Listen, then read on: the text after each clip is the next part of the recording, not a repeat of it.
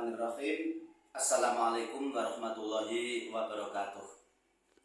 Kepada anak-anakku sekalian, baik kelas 7A, 7B, 7C yang kami hormati, pada kesempatan kali ini kami akan membuat video pembelajaran untuk anak-anak sekalian, yaitu pelajaran fikih tentang sholat dalam berbagai keadaan.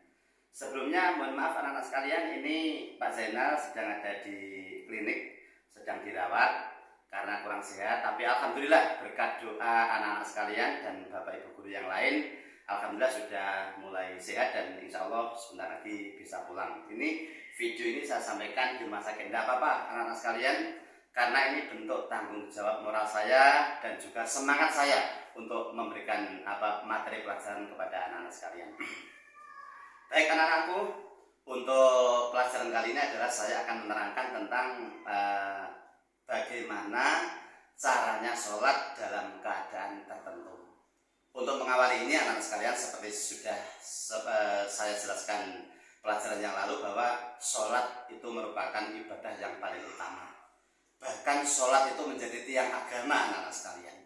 As-sholatu imaduddin, sholat itu adalah tiang agama. Faman tarokaha faqad hadamaddin, barang siapa yang meninggalkan sholat maka dia telah merusak, merobohkan agama. Faman aqamaha faqad aqamaddin, dan barang siapa menegakkan sholat berarti dia juga menegakkan agama. Nah anak-anak sekalian, sholat itu wajib kita laksanakan walaupun dalam keadaan apapun. Tidak ada alasan untuk meninggalkan sholat selama nafas kita masih bisa bernafas. Yang pertama anak-anak sekalian, bagaimana cara sholat ketika kita sedang sakit? Apakah kalau orang sakit itu sudah bebas meninggalkan sholat? Tidak. Walaupun kita dalam keadaan sakit, kita tetap melaksanakan sholat. Kita wajib melaksanakan sholat. Bagaimana caranya? Yang pertama adalah kalau tidak bisa sholat dengan berdiri sempurna seperti biasa karena sakit, maka kita diperbolehkan sholat dengan duduk, yaitu dengan duduk iftiros, duduk tahiyat awal. Kalau tidak bisa dengan duduk iftiros, bisa melaksanakan sholat dengan bersila, atau kalau tidak bisa juga dengan bersandar di tembok atau bersandar di papan kemudian kakinya selonjor. Kalau tidak bisa, dengan cara duduk yang lain. Bagaimana caranya? Untuk bacaan iftitah, takbiratul ihram, niat seperti bacaan sholat biasa. Cuma cara rukuk dan sujudnya anak-anak sekalian seperti ini. Misalkan kita duduk seperti ini, Allahu Akbar, kemudian membaca doa iftitah, al-fatihah, surat pendek seperti biasa. Kemudian ketika kita rukuk membungkukkan badan sedikit, contoh Allahu Akbar, sedikit saja. Kemudian i'tidal, sami Allahu liman hamidah.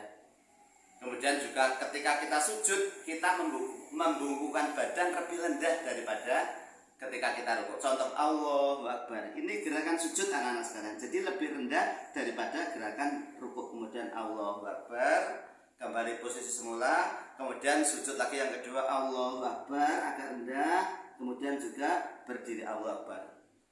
Begitu juga rakaat selanjutnya.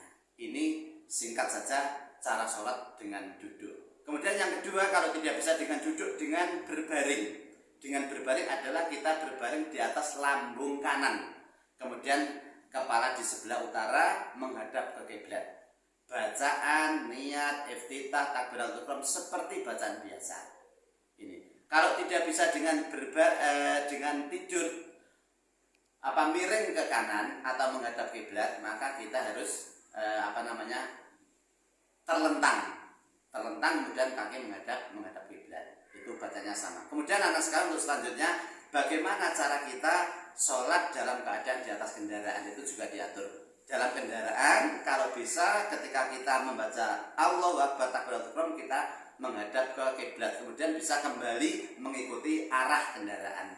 Ini termasuk rukhsah yang diberikan Allah kepada umatnya. Jadi ajaran Islam itu fleksibel anak-anak sekalian, luwes tidak kaku. Jadi Allah memberikan keringanan, kelonggaran kepada kita sekalian, bagaimana cara mengerjakan sholat ketika kita sedang sakit, dalam kendaraan, bahkan dalam ketakutan atau kekhawatiran. Ini anak-anak sekalian, cara sholat kita dalam keadaan darurat. Yang jelas pesan saya kepada anak-anak sekalian, juga kepada diri saya sendiri, mari kita jaga sholat kita. Karena sholat itu adalah amalan yang pertama yang akan dihisab oleh Allah, yang akan dihitung oleh Allah. Apabila sholat kita baik, maka insya Allah seluruh amal kita kita baik. Tetapi apabila sholat kita jelek, rusak, maka seluruh amal kita rusak dan itu neraka tempat kita. Mungkin sekian anak sekalian, ini secara singkat saja anak ya, nanti bisa diperdalam di dalam buku pelajaran, buku paket dan buku tugas-tugas yang lain. Ini secara garis besar. Sekali lagi mudah-mudahan bermanfaat kepada anak-anak sekalian. Dan sekali lagi terima kasih atas doanya. Mudah-mudahan Pak Zainal segera bisa pulang dari tempat ini dan anak-anak tetap semangat untuk belajar. Sekian, mohon maaf, mudah-mudahan menjadi ilmu yang barokah, ilmu yang manfaat. Semangat, sukses untuk anak-anak sekalian. Billahi taufiq wal hidayah. Assalamualaikum warahmatullahi wabarakatuh.